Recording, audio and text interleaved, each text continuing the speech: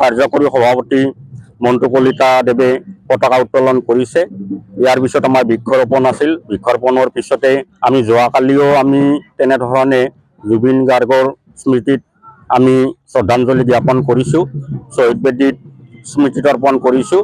আৰু ইয়াৰ পিছতেই আমাৰ আছিল যোৱাকালি স্মৃতিগ্ৰন্থ উন্মোচন হোৱা।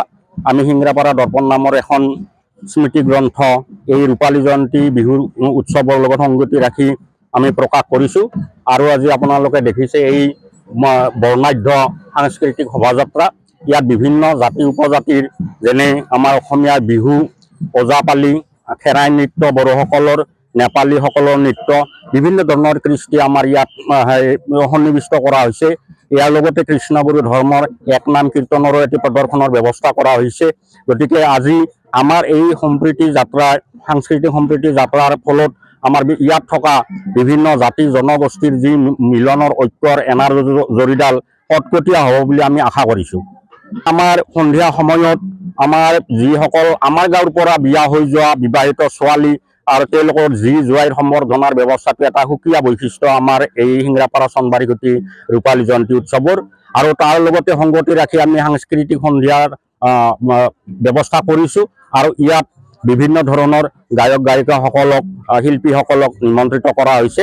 গতিকে ইয়াৰ দ্বাৰা মই সকলো ৰাইজকে আহ্বান জনাওঁ যাতে সকলোৱে আহি সিংৰাপাৰা চনবাৰীখুটিৰ কেন্দ্ৰীয় ৰঙালী বিহু উদযাপন সমিতিয়ে ব্যৱস্থা কৰা এই ৰূপালী জয়ন্তী উৎসৱৰ সাংস্কৃতিক সন্ধিয়া যাতে মধুৰভাৱে উপভোগ কৰে, তাৰ কাৰণে সকলোকে মই আহ্বান জনাইছোঁ। আমি প্ৰশাসনৰ লগত যোগাযোগ কৰিছোঁ আৰু প্ৰশাসনৰ অনুমতি সাপেক্ষে আমি সকলোবিলাক কাৰ্য ব্যৱস্থা হাতত লৈছোঁ। তেখেতসকলে আমাক পৰ্যাপ্ত পৰিমাণে স্বেচ্ছাসেৱকৰ ব্যৱস্থা কৰিবলৈ দিছে আৰু ভালকৈ পোহৰৰ ব্যৱস্থা কৰিব দিছে আৰু শান্তি শৃংখলা অটুট ৰখাৰ কাৰণে আমাক যৎপৰোনাস্তি চেষ্টা কৰিবলৈ দিছে।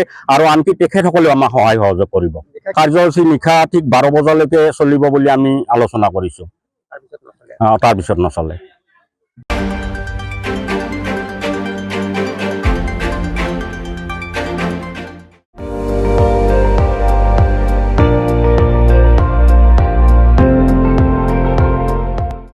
আপুনি চাই আছে ND24, সৰ্বশ্ৰেষ্ঠ নহয় সৰ্বোত্তমৰ দৌৰা।